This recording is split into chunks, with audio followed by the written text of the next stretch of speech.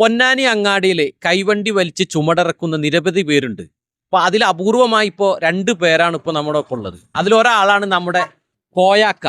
കോയാക്ക എത്ര വർഷമായി കൈവണ്ടി വലിക്കണത്? 50 വർഷമായി. 50 വർഷത്തോളമായി കോയാക്ക കൈവണ്ടി വലിച്ച് ഉപജീവന മാർഗം കണ്ടെത്തുന്നു.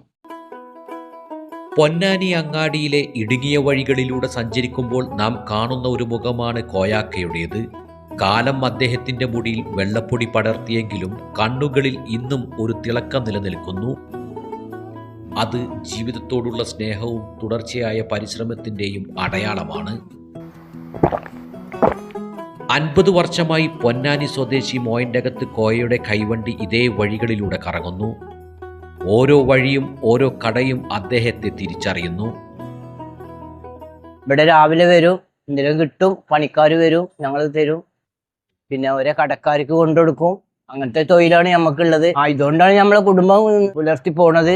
കാലം മാറി വലിയ വാഹനങ്ങൾ, പുതിയ കടകൾ, പുതിയ മുഖങ്ങൾ എത്തി. കോയാക്കയുടെ വണ്ടി അനായാസം അതേ പാതയിലൂടെ ഇന്നും സഞ്ചരിക്കുന്നു.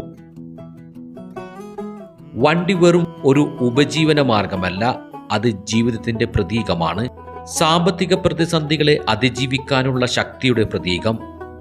തെളിഞ്ഞ സൂര്യനിലും പെയ്യുന്ന മഴയിലും കോയാക്കയും വണ്ടിയും ഒരുമിച്ച് മുന്നേറുന്നു.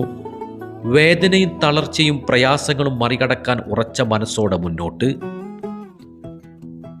അങ്ങാടിയിലെ ചെറുകിട വ്യാപാരികൾക്ക് കോയാക്ക ചുമട്ട് തൊഴിലാളിയല്ല, സഹോദരനാണ്.